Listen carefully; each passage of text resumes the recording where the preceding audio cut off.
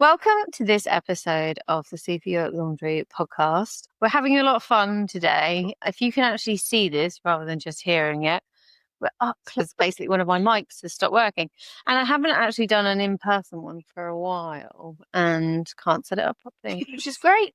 You know, I love the fact that I'm failing at what I'm trying to do. But I'm here with the gorgeous Laura. How are you? I'm fine, thank you. How are you? Stop giggling. Well, we've all had everything. You know, someone's come to pick up a skip. The dog's got tied up in the cables, knocked it over, and I can't get one of the mics to work. So yeah, we're going all right. So far, so good. This is why why maybe it's quite poetic, because at these moments, even though it is 11 o'clock, under normal circumstances, I would need a drink. I know that. But obviously you're doing the Sober Cruise Social Club, so that's probably not the right bit, you know. Yeah, no, fuck it. I would really... Oh, sorry, I didn't say that. We are both human. Yeah. Yeah, no, it's just these technological things drive you to drink. And how much technology is there? It's not surprising we're all... What's that? Fuck. Bring the wildlife in. We are in nature. So let's recap. So the last podcast we got together, and It was ages ago, wasn't it? It was ages ago. You had just started Superyacht Cruise Social Club, and it would just taken off. You know, it was really hit a nerve where a lot of crew on board were very aware that perhaps either they didn't have a healthy relationship or the crew culture was not really sitting well with them, and you'd had a fantastic response, but you hadn't been on board yet. That's one of the reasons I wanted to have you on, is because you hadn't lived it. Do you know what I mean? So give obviously for anybody who's just listening to this and hasn't listened to the previous episode, give us a recap on how you started the Sober Cruise Social Club. So I started Sober Cruise Social Club. It was just over 2 years ago now. I had what I used to jokingly refer to as a sort of problematic relationship with alcohol, heart, tongue in cheek, you know, but didn't really think that I didn't want to stop drinking, and I didn't think I could stop drinking even if I did want to stop drinking. So I was like, well, drinking's fun, and drinking's, you know, a big part of my life and a big part of who I am. And, you know, so it all kind of I won't say it came to a head, because a lot of people think, you know, when they're looking at their drinking, oh my God, I haven't hit rock bottom yet. Well, I never hit rock bottom. You know, a lot of people sort of think like, I haven't lost my job, and, you know, I've got a good job. I work on board and I'm earning lots of money and I'm successful, and maybe I'm a head of department, or I'm doing really well, or whatever it is. You can still be great at your job and drink too much. And you can also just want to stop drinking without feeling like you've got a problem with it. And for me, it just kind of, like I say, came to a head where I was just almost had this moment of realization where I was like, I realized that the way that I was living my life was just not aligned to sort of like my values and what I wanted my life to look like. So what kind of drinker were you? Let's put in context. Were you the liability friend? The friend in the group that will perhaps end up needing to be looked after at the end? From time to time. No, not always. But there's some where, you know, in my life, a few individuals where you love it up until a certain point being out with them, but then they become other people's responsibilities because they don't stop. Yeah. Do you know what I mean? Whereas a lot of friends, you know, I would like to say that I'm probably an autopilot person. Mm. Like I get to a certain point with my drinking and then I'm either throwing up already or I'm done and I'm ready to go, because I know that I can't. But I have got some people very close to me. I'm not going to name your name, but yeah, you know who you are. And probably that person, if they know who they are listening to this, will be like, oh fuck, she's talking about me. I'm full of shame about that. Yeah, but sometimes no. Just kind of, there are different individuals that have just embraced. Yeah. You know, so you just have to kind of be aware that they probably will go past the point of no return and somebody just needs to make sure that they're still alive. Yeah. So I could be any of the above, really. There were definitely times where I would definitely be the liability friend. I would be outright lying if I said otherwise. But yeah, it doesn't make me feel good saying that because, I was this sort of like responsible person and, like to consider myself to be like a good friend and this sort of thing. And then I'd hit the fuck it button. And my problem was always, but I used to have this conversation with an ex of mine who was like, you don't need to stop drinking, you just need to slow down. And I was like, I don't know how to slow down. If it's in front of me, I drink it. And so I would be like, fine, fucking wallop, and then be really shit faced. And so I could be like fine 1 minute and then like gone the next. But that wasn't every single time. Quite often I could go out and have like a couple of drinks. But that took a lot of restraint, I would say, because it's like once you have that first drink, you're like, oh yeah, I've got a taste for it now. Well, it's also the inhibitions, isn't it? The inhibitions are off. Yeah, let's go. I've thought about this quite a lot. If you're an uptight person and then you get into drinking, yes. Stop having to freak out. I don't need to worry about things. I need to stop thinking about things. You're like, yeah, it's like freedom type from yourself in a way. Gives you the ability to just switch off, really. And that's a big part of the problem, to be honest. But for me, like I say, I had all these sort of like goals and aspirations, and there were, I've been a yachty for however long. I've lived a fairly sort of unconventional life, I would say. Like grew up on a boat, traveled always. I was sort of in my head, I thought I was this person who I thought I was. And then I kind of just actually took a really cold, hard look at my life. And I was like, I'm not that person, actually. And drinking isn't helping me become that person. Like, I want to be X, Y, and Z, but drinking's just keeping me and making my life smaller. I wasn't living up to my potential. I wasn't fulfilling my goals. I kept 2 steps forward, 1 step back.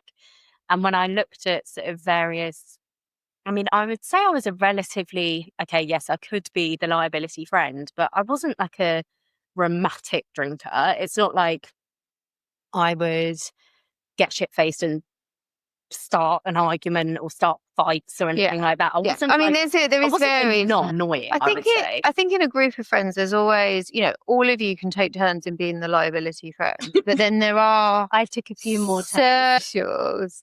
I mean, I'm probably quite lucky that, none of my friends, anybody who kind of joined our social circle that was a bit fighty, they were avoided. It was always people that were up for a good time. But then I 100% had loads of friends that just didn't want to stop. Yeah.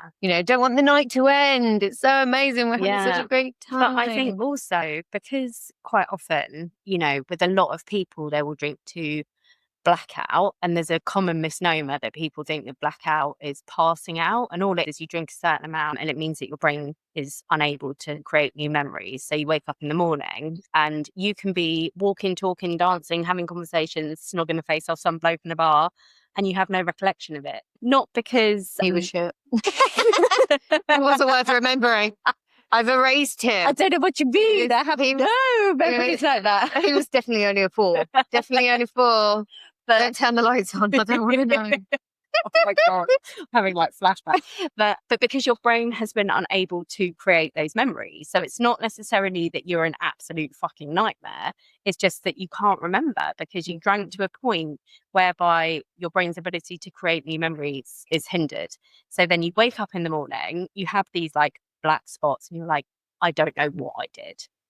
And that's really scary because you're not passed out. You're just, it's called blackout, but it's like you don't remember. And so then whether you were a liability or not, you actually don't know. And so then your brain creates all sorts of anxiety. You get a fear. You don't know what you've done. And naturally, as humans, we assume something bad, and we have everybody hates us, and we have a reason it creates another reason for us to sort of beat ourselves up. And that can be really damaging. So that was what. Yachts, it's more extreme as well, because it's not like getting drunk at home with your friends and you're just down the pub.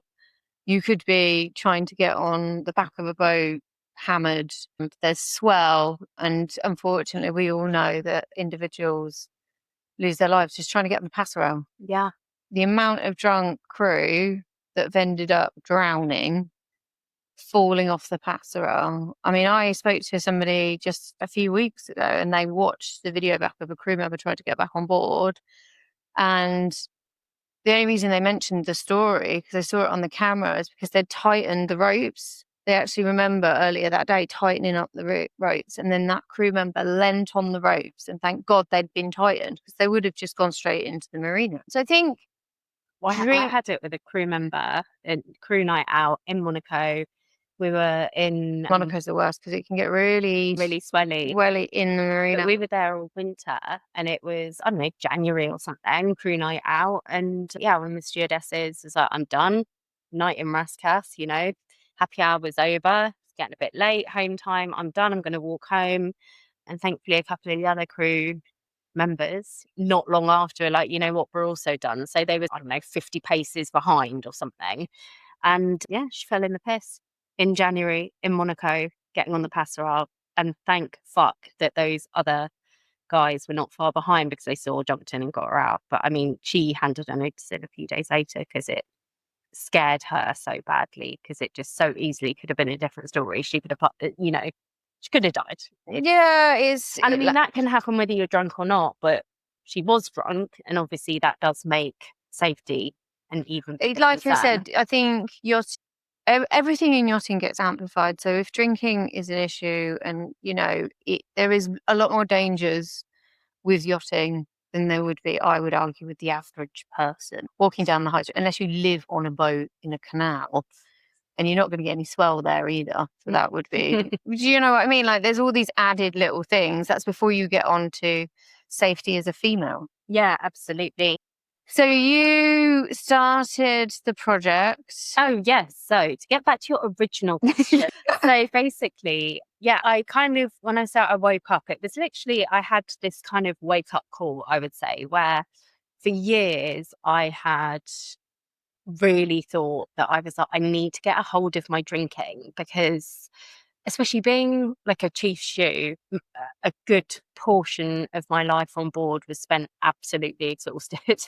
So whenever we did have a few drinks, that tiredness combined with the drinks, and they're like, oh my God, the boss is gone. And I feel, you know, it always seemed to sort of hit me pretty hard. And so I go for weeks, you know, with the boss on board not drinking.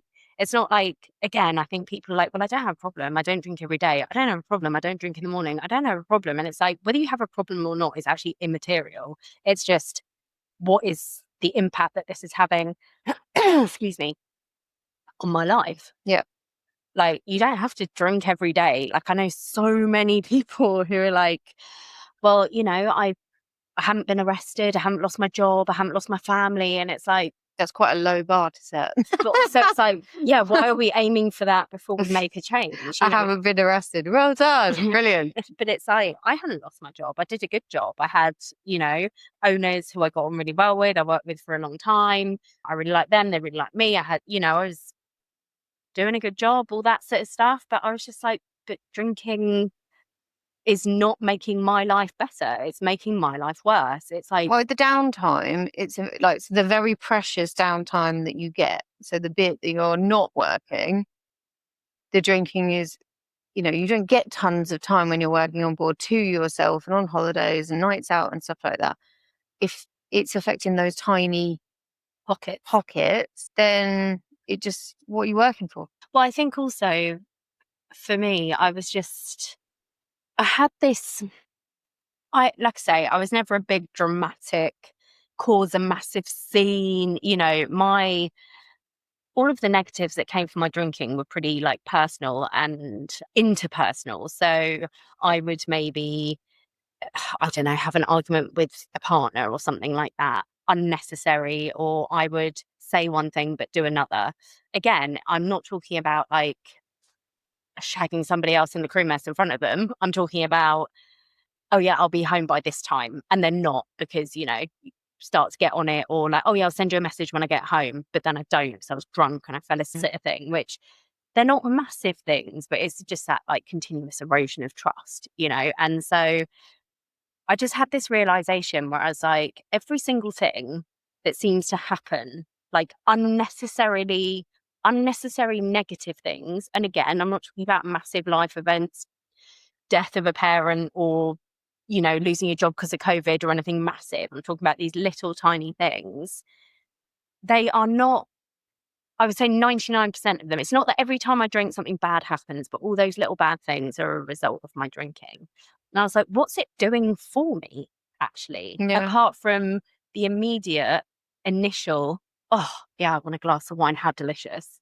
You know, because I didn't drink to get drunk. So many people do. And that's their story. It wasn't my story. So I never used to drink with the intention of like, yeah, I want to get shit-faced and ruin my life tonight. That was never my I intention. don't know how many people that is. So many people drink because they want to black out. Why? Because people are in pain and people are afraid and people are suffering. And when you don't know how to deal with that, you just want to make it go away. So a lot of people drink to get out their minds. And that's so scary because you can't leave your mind. But it's really common. It's really common. And so many people, like I say, it's like once you start, you can't stop because you get that flood of dopamine and you get that like, oh, okay, I don't need to worry about the fact that like I feel like the chief stew's got it in for me. I can just have a drink, you know, like, oh, you know, the amount of people who like we all know. I mean, this isn't just pertinent to yachting. It's just life. It's like, fucking hell, the day I've had, I need a glass of wine. I just need a drink. Actually, this morning at 11 a.m. But I mean, but that's the dogs tipped the lighting over. I was like, oh yeah, yes, go to the pub. But that's so normal, just in every walk of life. But as you say, in yachting, everything is amplified, and so I just, yeah, my realization, I suppose, came yachting. We'd had like a loss in the family and various other things, and I just wanted to be at home for a bit. And yeah, just sort of, I had, I don't know, on and off many attempts. I can't even count the amount of attempts to change my relationship with drinking. I didn't want to, like I said, I didn't want to give up drinking. I loved drinking. I loved a good glass of wine. Like I say, that was part of the problem actually, was because I kept myself almost in a bit of a lie. Because yes, whilst I did like I loved good wine. I loved good spirits. I loved good cocktails. And sociable as well. You know, a lot of that comes along with that. But also not sociable. I would quite happily sit on my own at home and nail 2 bottles of wine. But they were good wines because I liked good drinks. But that was you. Was that you trying to convince yourself that because it's a nice bottle, it's okay? Yeah, exactly. That's what I mean. That's it's not £5 bottle of vodka. I'm not drinking a £2.99 bottle of Suave from Lidl. Drinking it, you know, like a 50. All it meant that was just that I had like more expensive drinking problem. Like there's no sugarcoating it. No. That drinking isn't normal. No, it's not. And like I say, I would be at home on my own in my flat and I'd make a really nice vodka martini with top shelf vodka, really good, you know, like vermouth, nice olives. And I would be stood in the kitchen. I'd be making my dinner, making a beautiful dinner, some like truffle, blah, blah, blah. But I romanticized it. You know, it was all very romanticized. I would drink a bottle of champagne, you know. Oh, well, yeah, no, I get that bit. My addiction to champagne. Yeah, fair. But I get. But like, you think that was all trying to justify? Yeah. Well, it was, because ultimately, after the expensive stuff was gone, I didn't have one vodka martini and then a nice glass of Chablis. I'd have a vodka martini, a bottle of Chablis, and then, you know what, I'll just open up the Malbecs. It's time to move on to red, and then that has gone as well. And was that every night? No, but it was often enough. And when I was on my own, it was worse, because then I didn't have to sort of keep up appearances with other people. I didn't have to drink like a normal person. Do you think, you know, because a lot of you know, obviously when things aren't quite what you want in your life, you drink. How much do you think it relates to obviously, yes, you were, living on board and, that life, but you were it was probably maybe the start of the process to wanting something else, like a proper home life, and not having that come along at that moment. Is that something that you would use to drink, like being on your own? Because we said about it earlier, it's a relationship, but it's really hard to meet someone, as you get older on board, obviously deckies are fun, but, not long term. And then the bridge, well, they come with their own caveats if they're not with somebody, or if they are with somebody, you know what I mean? So as a lady that's kind of gone the distance, do you think it relates to you already getting the whiff that you needed to get out? So I think that there is always an excuse for situational drinking, exactly as you just said. Oh, it's been a great day, let's have a drink. Oh, it's been a shit day, let's have a drink. I'm sad, I'm going to have a drink. I'm really happy, I'm going to have a drink. Like when my father died, I drank loads because I was grieving and I didn't know how to deal with that. And I think that, honestly, that is the crux of it. You don't know how to deal with emotions, so you drink, be it good, bad, indifferent, whatever. Sunny, great, let's sit outside, have a drink. Oh God, it's raining, let's have a drink. I'm guilty of the sunny one. I literally shared a meme. Apparently it's going to be 27 degrees this weekend. And I said, this woman did a meme saying, I want to warn everybody, please obviously be aware of the heat, but make sure that you stock up on rosé. You were saying there's a really good alcohol-free rosé. There is a really alcohol-free rosé. And we were talking before we came on the podcast about, I have the same thing. I'm not, not convinced that like decaf, don't know whether I'd bother, I'd just have something else. Same principle with alcohol-free stuff. It's not really got any alcohol. So I don't really get it, I suppose, in a way. But I do get it, but I don't get it, if you know what I mean. For me, as a person that doesn't have, it's a waste of my time. I'd rather drink, a mocktail or something like that. Because also, they're super expensive. I have tried non-alcoholic wines. Because to be honest, when you're going to a place and you are going to drive, sometimes it's quite nice to have something, even if it's just pretend. I get that. But rosé, rubbish. Absolutely rubbish. But apparently there is a really nice one. But it costs the same price as a bottle of champagne. So I don't know whether I can make that transition. Well, I think that's the thing, isn't it? I know when I first started drinking like alcohol-free options, because again, it's something that's really divisive. A lot of people are like, if you don't drink alcohol-free alternatives, a lot of people are like, alcohol-free alternatives are for people who want an alcohol-free alternative. They're not for people who actually really want to drink. And this is acting as a substitute, if that makes sense. I don't know if I've explained that in a very good way, because if I'm sitting here and it's 11 o'clock in the morning and I'm really thinking, holy fuck, I want to drink, I would do anything for a gin and tonic right now. But, that's not a time to go and have an alcohol-free gin and tonic. No. I don't know, again, if I'm explaining it very well. But, if it's a pub garden and it's just like a nice relaxing time, like I drink alcohol-free substitutes all the time. Actually, I drink them a lot less now than when I first started drinking, because I'm just pretty happy with sparkling water a lot of the time. I don't Do you feel think that's quite a nice transition, whilst you're getting used to being around people that are drinking and 100%. You're not? So it feels like you're kind of in with the in crowds, but you're not. Well, it's just a lot less. It makes it a lot easier to fly under the radar, which is something you don't want to talk about. Yeah, like I'm in the process of just finalizing building membership, and that's something that I talk about in there. Is like sometimes you do just want to fly under the radar. I'm a massive proponent of honesty. So when I decided to stop drinking, sort of for real, like I say, the whole time I had probably tried to change my relationship with alcohol 4, 5, 6 times. And all that looked like was, I'm going to take a month off and I'm going to reset. And then once I've reset and I've proved that I'm okay, I'll be fine. So I could take breaks from alcohol all the time. That actually wasn't a problem. The problem was restarting alcohol and trying to drink like a normal person, because some people just can't drink like a normal person. It just doesn't exist for them. And I could drink like a normal person, but not every time. And so it was just, it's like the old saying, one's, what is it? Oh God, can't remember what this old saying is.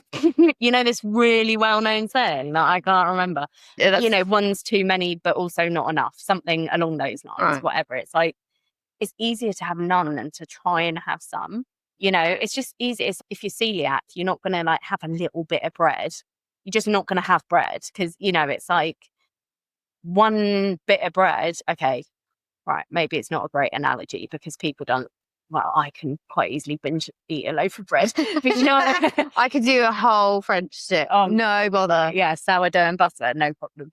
But my point is, it's like it's easier to just not have any than it is to try and battle yourself constantly to moderate. Well, the thing with diet, like obviously the thing you can relate is dieting. So I've got like a very unhealthy relationship with food.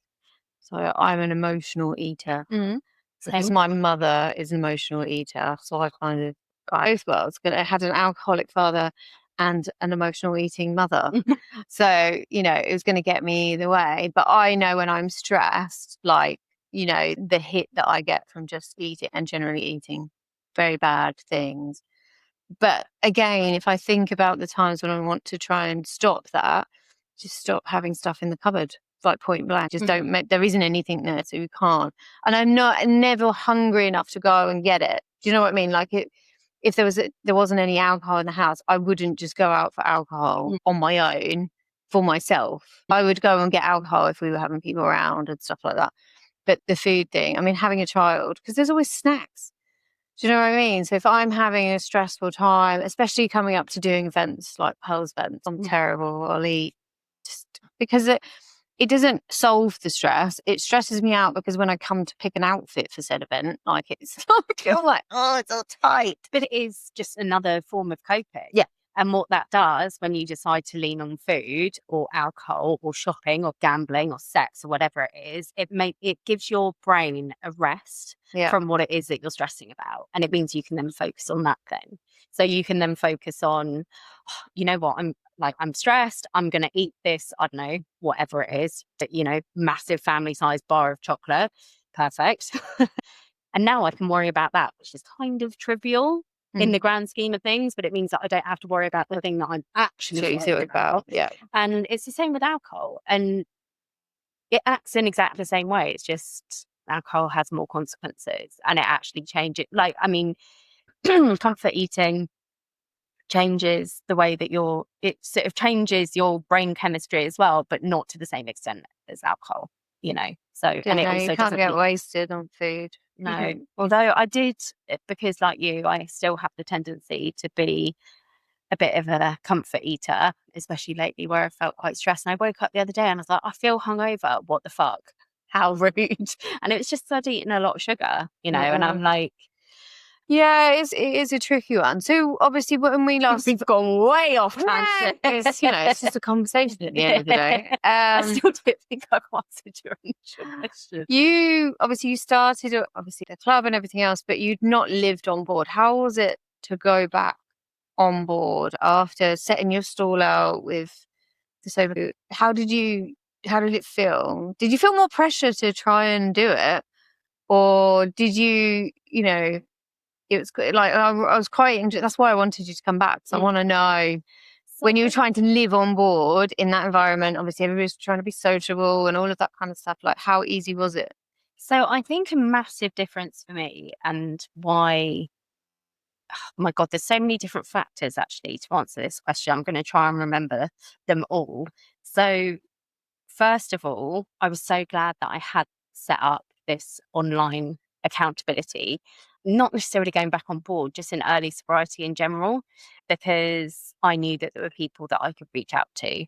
And this is why I'm always like, my biggest messaging always is you don't have to do it on your own because it creates even more loneliness and isolation. And drinking by its very nature is isolating. Even if you are being sociable, when you have that 3:00 wake up and you're lying in bed and your heart's racing and you're thinking, oh my God, why did I drink so much again? Oh God, today's going to be a real struggle. Why do I always do this?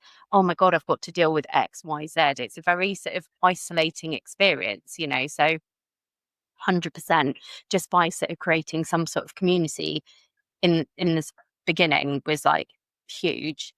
And then I think, and this is probably the most important aspect, and like people might actually hate me for saying this, I found it so easy because I didn't decide to give up drinking and look at it as, oh my God, I'm giving up drinking. I went at it completely differently. In the past, it was always like, oh my God, okay, I can't drink. How do I survive not drinking? When I decided to stop drinking this time, it was a complete shift. I was stopping drinking as a choice, not as a necessity. And I decided literally from day one, I am now going to be a sober person. How does a sober person live? I changed my entire mindset. It wasn't, oh my God, I now can't have this thing. It was, I don't drink. And that's why it's, again, as I was saying earlier, I speak a lot about being honest with this. I really think if you can be, and if you're in, a trustworthy circle, I'm not saying you need to, announce it on the tannoy and tell the whole boat that you stop drinking. But if you're just, like you've got somebody who you share a cabin with, everybody has like a boat bestie normally, just be like, I've decided I need to stop drinking and I'm like quite serious about it.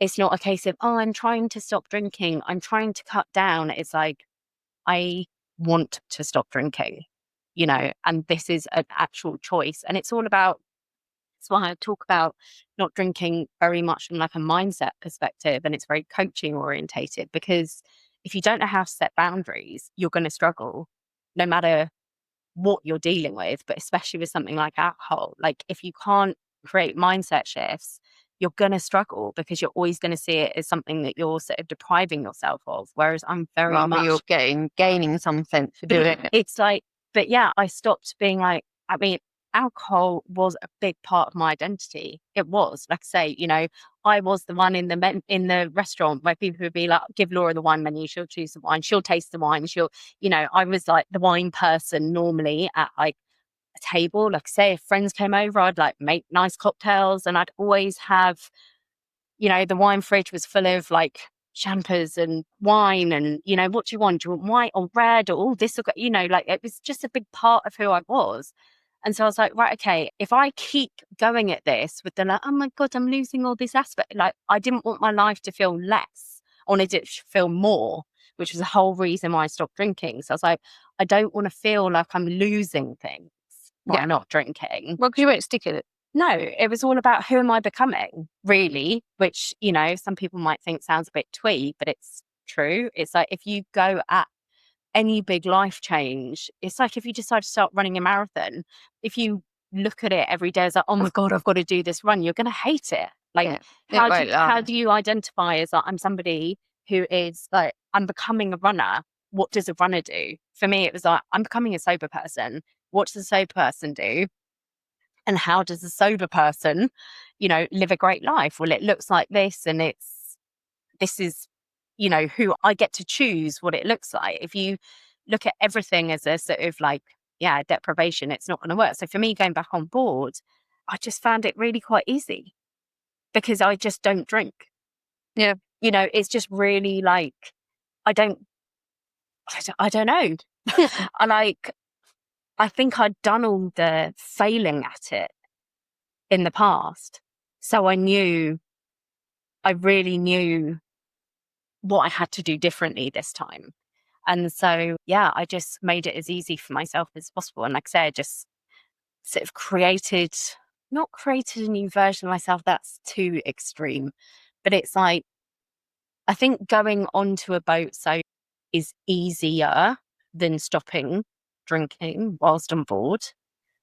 If Like you made the decision off the boat and then you were going, rather than making the decision on the boat. That was easier. And this is something that I talk about a lot as well in the membership, because in the past, I'd always tried to stop drinking on board. And I can see now how I would do that differently.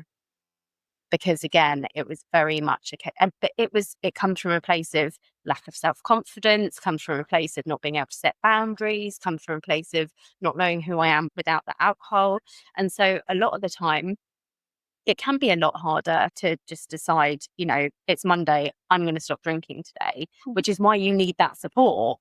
It's but also, it's also like, if it's going to feel easier to go home, when you're on leave. I mean, nowadays it seems like more and more boats are having like rotation. People get more time off, which is fucking fantastic. But it's like, maybe it is something that you're like, you know what, I've got my leave coming up in 2 weeks. This is something I'm going to tackle when I'm home. That might feel easier, but it's also for the people who don't have that option, like just being able to provide the support, because I've done it so many times and I know what doesn't work. And so I sort of feel as though people just need to know that they have someone to talk to know how to do it, because I'm pretty well versed in how not to do it.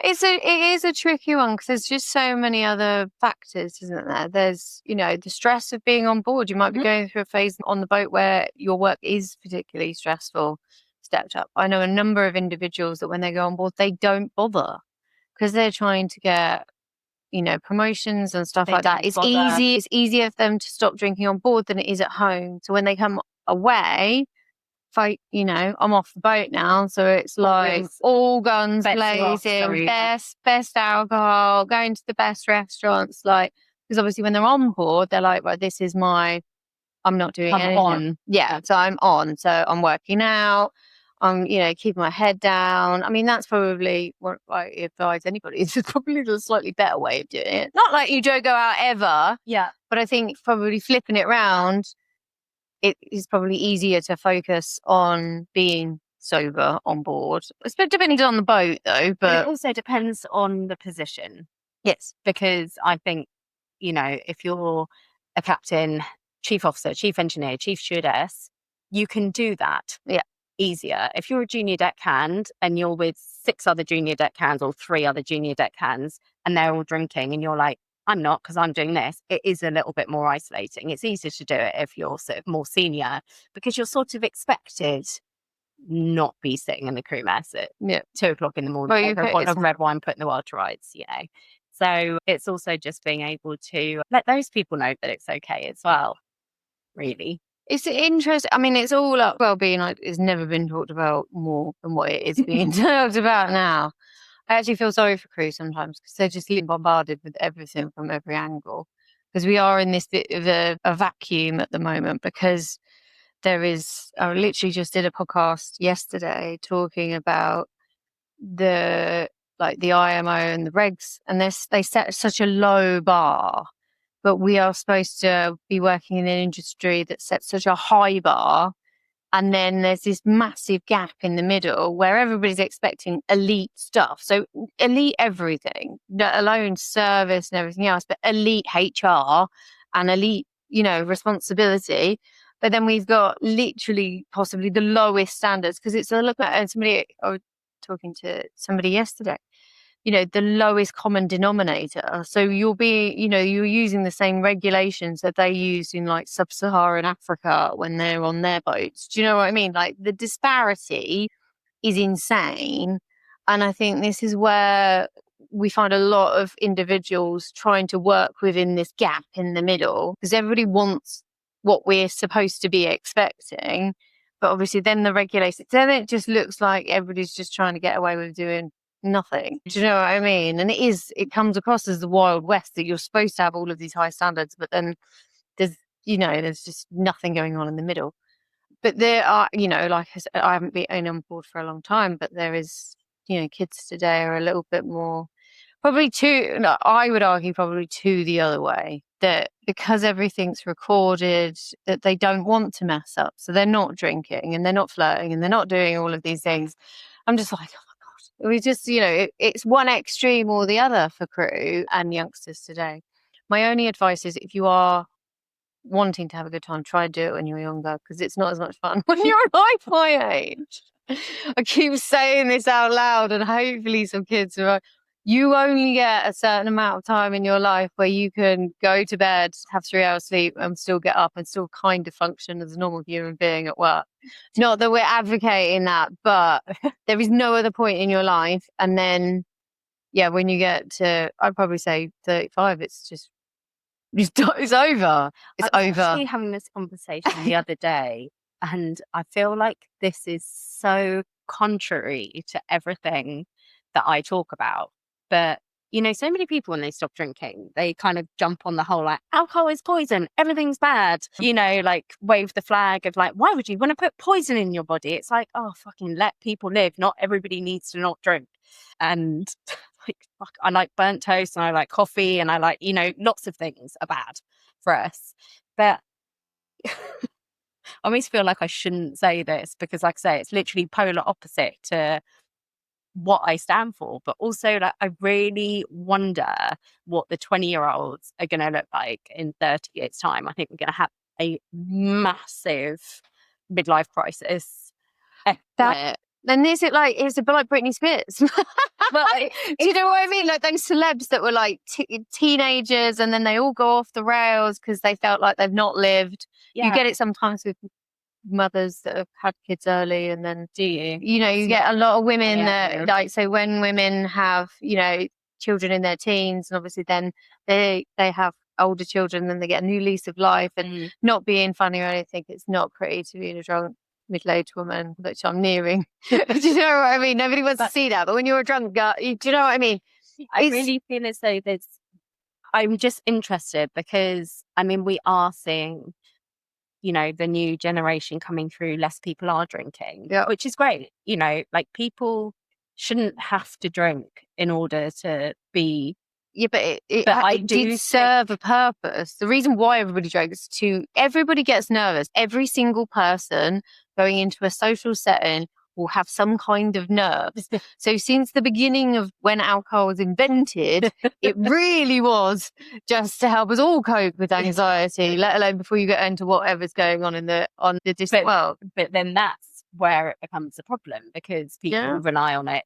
You know, like I can't go out without having a drink, which is where you need to sort of shift that mindset because it's where you need to create those coping mechanisms that isn't getting shit-faced. However, I do think that sort of we are seeing, you know, oh my God, I see it with, I was going to put my, when I was 20. That way. Oh, sorry. when I was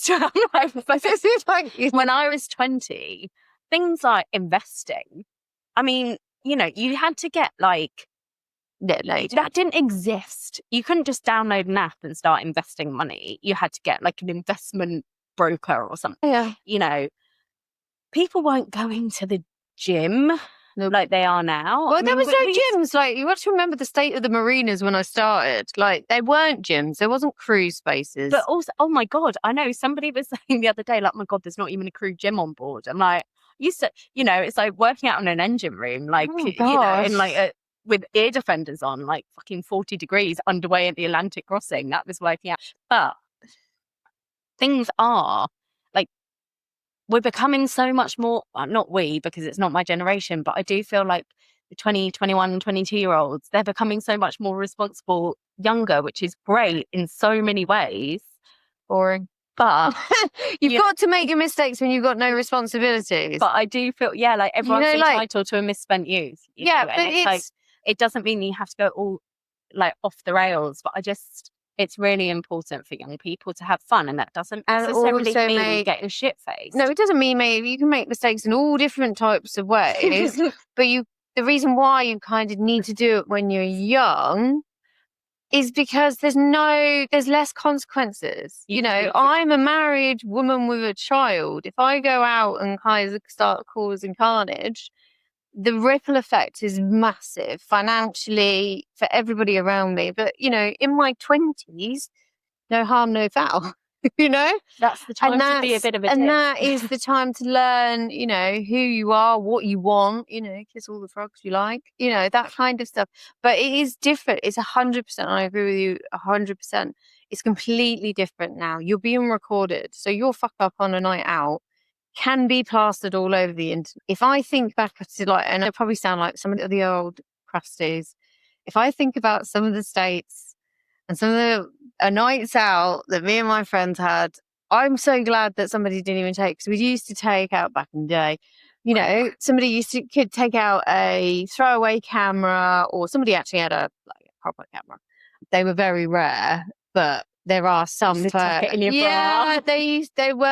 did exist, but I wouldn't want my mum to see any of that stuff. But also, like, you know, you're completely right. We'll see what comes out in the wash, because also your life as a child is documented on Facebook. Oh, I know. Do you know That's a what I whole different. mean? Like, it's so weird that you've got this life and then you have an online life. I really do think we need to start thinking about them as separate things. And your life is loads more important than your online life. And I think we're just in this moment, we've got an obsession with the online life, but that's not real life.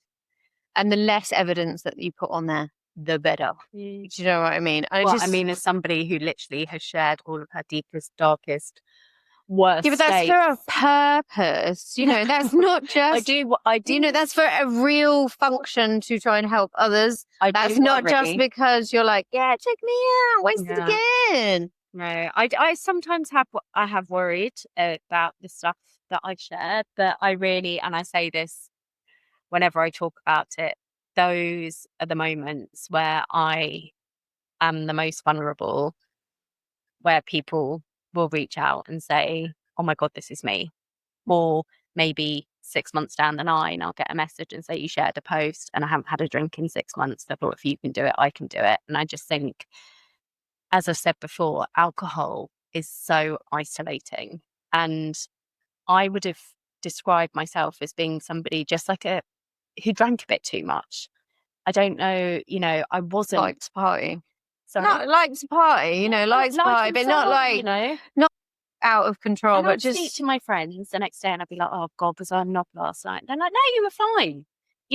I wasn't an absolute fucking mess all the time. I wasn't waking up every single time in a complete and utter state, but it just wasn't serving me anymore, and it's like, you don't have to get to the point where you're like, I'm rock bottom daily. It doesn't have to get that bad. It can just be like, you know what, I want more from life. And is alcohol, and like I say, literally to go back to your initial question, which I don't think I probably answered, I just realized that I think I'm here and this is who I believe I am at my core and what I want to be. Alcohol's making me live over here and I don't want that. It's not making me healthy. It's not making me more outdoorsy. It's not making me more adventurous. It's making me more isolated. It's making me stay in more because, I didn't want to drink so much out in the world. I was like, it's just easy to stay in and have a bottle of wine in front of the TV. It's making me duller. I'm not reading and educating myself. It's making me stupider. It's making me unhealthier. It's making me all these things. And I'm like, what's the common denominator that's stopping me from being here? It's booze. Yeah. Well, the thing is, it's like everything, it's what's going on with you, what's happening in your life. It's, it's also, like I said, I mean, I've not had any testing, but like I'm daughter of an alcoholic, like proper. He managed to pickle himself from the inside. Which is terrible. But, they're doing research into, I don't have a particular, it made me probably more alcoholic what happened to my dad, but it's not, my sister's not the same. So if, lots of things can play. I mean, I'd love to know the genetics. You're genetically predisposed to having an issue with drink or substances in general. There's loads of research into that. So everybody's slightly different, but I quite like the fact that you just bring it back to, is it, with working on board and those very small amounts of time that you get to be sociable or do something that you want to do, is alcohol helping that or not? Is it not? So, it's great having 2 days off at the weekend, but on the Friday night, you mess yourself up so much that you stay in bed all Saturday.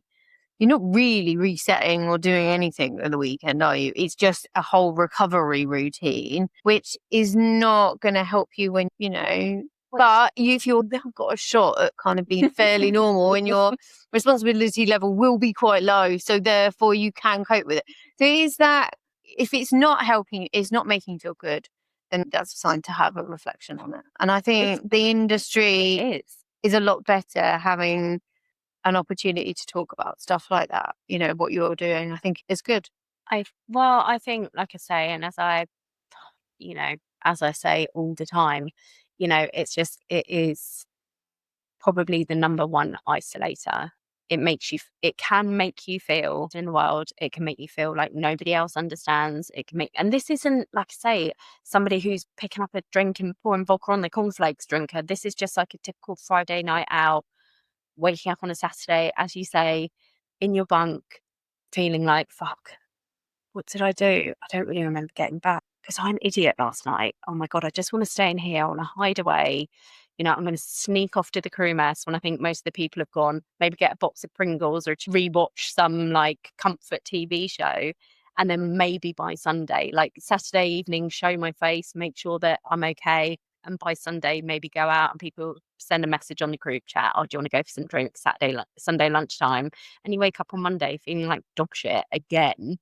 And it's just that it can become a bit of a cycle. And I think the only other thing I would say is if it's a cycle that you notice yourself getting in, it only ever gets worse. It's very progressive. So it might start off with just weekend drinking. But fast forward, and that's exactly the situation I found myself in. I, like I say, woke up and I was like, is this what I want from my life? And I'm like, well, right now, it's not that much of a problem. I mean, it is in some regards. I think I was quite good at lying to myself, but I'm like, it's not that much of a problem. But I was like, let's fast forward. What's this going to look like in 5 years? Well, and also you gauge of time. I know one individual who has, so like functioning alcoholic, so will have 6 to 8 cans per night without fail, but still gets up, goes to work, probably has a few more days off sick than others. After doing, 3 or 4 shifts, I deserve to get wasted. Considering, if any normal individual drinking that amount of cans on a night is excessive, but that's just become the norm. And then at the weekend, just going even balls to the wall. Like, it's just crazy. But because they still managed to, and still managed to hold on the job, not been fired, not been arrested. But the question is it doing anything? That individual is isolated, lives on their own, doesn't have any financial money to show for their, similar age to me, no relationship, no kids. This is no. Another reason why I'm always quite reticent to talk about the big A word, alcoholic, because, so many people, I mean, it's a fucking big word. It is a big word. It's a big word. But it is never, ever for me to determine whether somebody else isn't whatever. In fact, as I said before, it's immaterial. It really is. People have to come to their own understanding of where they're at. Again, it's why I'm never going to sit here and be like, you should stop drinking. In the nicest possible way. I don't care, because what you do is your choice. It's just, it's like, I don't think, sure, we all know alcohol's not great for us, but nothing's good for us. Do you know what I mean? It doesn't matter what you read. You can read an article about carrots and 10 different people will say it's good for you, bad for you, it's going to do this, or just let people live. So I'm never going to try and persuade people that they shouldn't drink. But I've lost my train of thought. Well, it's you don't have to tell people to not drink, but they take that moment to reflect. Have you lost? Oh yeah, the big A. If you're drinking every day, and I know lots of people that do drink every day, it's not a great sign, And then if you are drinking excessively and needing, like you said, that blowout, like I really want to get hammered, even though you've been constantly drinking the whole week, it's tricky. It's so mad. Like, I've unfortunately just, after years with my father and that struggle with trying to get him to change, realize all of that kind of stuff, it didn't work. Having another individual come into my life, I mean, I'm not close to them, but I can see it. And one of the craziest things, so they don't realize, a lot of times with alcoholics, they get told that they're selfish because they can't see anything out of their own misery. And I think there's a lot because it's related to depression as well. And like you said, alcohol doesn't in the beginning, when you're having smaller amounts, it is an inhibitor. So therefore you become socially, it's easier for you to come in social circles. If it's excessive, it does the opposite. So then you retract, and then you just, you go through all of these stages. But it was mad. I'd not thought about it. My dad's been dead since 2005. Seeing the pattern with somebody else, but external. You can't help them. They are in like you said, a cycle. They'll be fine for a bit, but generally it's because they've done something really bad.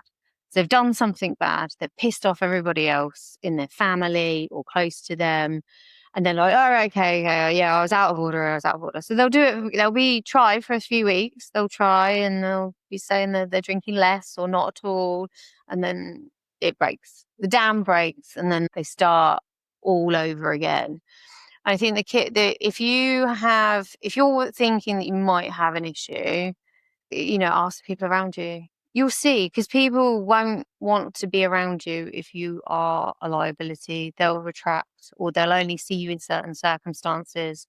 You'll see quite clearly hiding alcohol, drinking on your own, all big signs that, perhaps you need to reflect on what is going on with you and how you're using it, or is it using you? Is it starting to sort of get... I think what you're drinking is a real big eye-opener for a lot of people. And this one individual that, obviously, like you said, I've been experiencing recently, Carlsberg Special Brew, honest to God, do you know what I mean? Just real, or Polish vodka. White Lightning take you back to being a teenager. But like, playing spin the bottle in the park. If you're sober, if you're so desperate to drink and you're drinking stuff that, like, let's be honest, it's not nice. That's it's true. But also, as I said before, there's not one way to have that you can have posh alcoholics too. Alcohol is very non-discriminate. It can, I know, and I think, to go back to, as you were saying before, there are so many people in the industry who are high functioning alcoholics. It's never for me to determine whether somebody else is or isn't. And that's why I say, like, you don't need to identify as an alcoholic to want to stop drinking. There are lots of sort of grey area drinkers, but actually it's still having a negative impact. And it's not necessarily about like, oh my God, I want to stop drinking. I want to stop drinking forever. For a lot of people, when they take a break, if they haven't taken a break before, if they haven't taken a break in a certain way before, where it's actually a positive change, as opposed to, oh my God, I'm clinging on to by my fingernails until it's like the 31st of January and I can pour a glass of wine, they realise that they maybe don't want to go back to drinking in the same way, because it's so much better without it, because again, it's not about restriction, it's about opening your life up. But it doesn't help. It's, just like me with food, it doesn't help for me to stress eat, and it doesn't help to stress drink, because generally you'll have a drink to feel better, but then you'll feel rubbish. So you're not going to deal with the situation any better. You get that initial hit of dopamine, which takes the edge off. And then you're spending the rest of the evening seeking that dopamine, which you won't find again. You only get it from the first drink. By the second drink, you hit that kind of warm, fuzzy feeling, and then it's basically all downhill from there. That's just science. And then it gets just, as I say, progressively worse, because you're constantly, it's like any big drug, you're constantly seeking that first initial hit of dopamine, and you become sort of numb to it. Yeah. So then, day one, it's like, oh, that first glass of wine was lovely. Day 4,000, when you've been doing it for years and years, actually you're hitting that 8th glass of wine, maybe. It's like it only ever gets super worse. It is super addictive, but it doesn't help you deal with anything at all. It does the exact opposite of what it's supposed to. It spikes your anxiety. It's the links between poor mental health and alcohol, substance abuse, alcohol use disorder are through the roof. And I think this is something that I really struggle with, because I load of people off. But in yachting, yachting is a good deal behind the rest of the world. But right now, as you said, we're seeing a massive wave of like mental health support for crew. But it's like that every single event is like, we're here for crew mental health. Help yourself to the open bar. And it's like, so you're taking people who you're sort of saying like, here, we're here for you. But actually one of the leading causes of isolation, depression and anxiety we're giving to you on tap. And I find it is like, on one hand, yeah, of course, it's like a social lubricant and helps people talk. Of course it does. We all know that. But, you know, I think I would struggle to go to a show with I would be rubbish. But it's true, you know, it's like, yeah, have a drink. Well, then also, you know, it's like when you look at, tricky. you know, it's when I was at the Palmer Boat Show and I was at a mental health panel and somebody there shared, you know, like the most amount of suicides in the industry are captains. So they're people who are dealing with an enormous amount of pressure. And these are the people, again, who we see self-medicating, having a drink in the cabin at the end of the day on their own, because they don't necessarily have a way to manage that stress or the pressure. Because, I mean, as we know, lots of people, I think, especially sort of like junior crews, see a captain, we're fucking lucky, I'm 2-2 rotation, loads of money, but it's a hugely stressful job. People's lives and everything are at stake. And again, what's the easiest way to take the edge off if you don't know how to deal with it is just to have a drink. I think, like you said, you know, things are changing. There's more access to more information than there ever has been. So, you know, it's, you know, dealing with life, you need a toolbox. You know, you need support, you need, you know, if you are going through a level of self-awareness as well, you know, you have got to understand that, and each substance, what will do what and for how long. Do you know what I mean? Just be a bit educated. You know, it can be great to have a few drinks, you know, and relax and go and see people and be sociable. But also, you know, it can flip the other way. It works with everything. I think crew today could be more optimistic than ever because they have more access to different tools to deal with, let alone stress on board, but whatever life throws at you. I do think things are changing, but I say with a caveat, if you're going to do it in your 20s, yeah, and in your 20s, but I've never thought about it like that. Like the 20 somethings, like we'll watch this space because when they're 40, I'll be like 60. I'll be watching to see. We all know what, you know, the stereotypical, like, oh, I don't know, 60-year-old in the Porsche having their midlife crisis. It's like, and those are the people who didn't live their youth. And now we're seeing a whole generation of it. But I do think that society is changing. So I don't think that there is necessarily that need per se. And also, like, I think we talked about this last time. People just don't socialize in the same way. You know, people socialize on their phone. And again, like, when we were younger, but if you wanted to date, you know, you had to go to a bar and put your big girl pants on and like have a drink, you know, because that was what it looked like. I think whereas now you just swipe on a phone. Yeah, well, I mean, we're in the middle of the flood, so it's like a flood of, you know. So the reason why we probably went out more, there was 4 channels on TV, and you didn't have control of the TV. There was only one TV. No, but you had like there was one TV. If your family were flush, you might have a TV in your room. But there was 4 channels, so there was bugger all on TV. So why do you want to sit in your house and try and find something on 4 channels? It's very different now. You can watch what you want when you watch it. Obviously, we've just been through COVID, so the draw to just stay inside is insane at the moment. But I do hope it just weighs because it's boring. You know, life, like I said, life is not online. Life is life. And I think, unfortunately, we're just in this flood of technology at this moment in time. But the separation will come back because online life is great, but it's not as engaging and not as fabulous as what life can be. Yeah. And I do think when we talk about things like addiction and, you know, reading off things like alcohol and food and that, mobile phones is one that I missed off, but it's probably the biggest one, I would say. It's massive. Like the problem with dopamine and phones, you know, we could probably do another half an hour. Yeah. And that's not my jam. No. You know, who am I? I spend too much time on my phone. Everybody does. Well, everybody. But I've now, you know, I'm implementing all sorts of things, you know, like my phone doesn't come into my bedroom, gets charged somewhere else. I don't look at it. And I was the same on board. I got myself a little Lumi light, which wakes you up naturally as like a sunrise. So I didn't need to keep my phone near my bed, because it's just like the minute you get in your bunk and you pick up your phone, you're fucked. It's just like game over. Sleep is worse, everything's worse. So I highly recommend, nothing to do with alcohol, but get yourself a good old fashioned alarm clock or something, Don't have your phone next to your bed, or like I use my watch as like an alarm or something, which is probably just as bloody harmful in a different way. But who knows, to be honest? Who knows? We're going through a big change. Yeah, so finish off, give a few pointers to, if they want to reflect on their alcohol consumption, give a couple of pointers to finish off.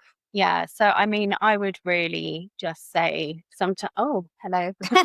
I would really just say, if you are at a point in your life where you are feeling as though things could be better, just ask yourself seriously how alcohol is helping you or hindering you. Is alcohol helping you to create the life you want, or is it stopping you from living the life you want? And just looking at past experience, if you say, oh, I'm going to cut down. Okay, well, have you tried cutting down, and has it worked? Because sometimes I feel for years, everybody says, I was the same, I want to cut down. But if you want to cut down and it's not working, then maybe cutting down isn't the option anymore. And yeah, just a reminder, lots and lots of resources and tools on my new website, which is, just www.sobercrewsocialclub.co.uk. And you don't have to go it alone. Just feel free to reach out. It's literally my number one thing. Alcohol, any sort of addiction, even if it's not an addiction, even if you just feel like there's something not quite right there, is so isolating. And just connecting with somebody else who's been there, who gets it, changes the game completely. It really does. So just reach out. Thank you very much for coming on again. It's great to talk. It's really interesting, like this format. We've had to share a mic because I'm technically inept. The camera angle is really interesting. But I do things the same way all the time. I keep looking at the screen. I should be looking at the camera. I know. I can't. It's probably just bear with me. I will get to a point where I'll have a studio at one point. But there's a problem. No, but the problem is everybody that I want to talk to they're all over the planet. Yeah, it's just so I need to get to a point where I can travel around and find them. You need a private jet studio. Got it. Who knows? If you enjoyed this episode of the Superyacht Laundry podcast, we've got more coming this season, or this set, so to speak. So please check it out. Thank you to Laura. My pleasure. Until next time, dear listener. See you later. Bye.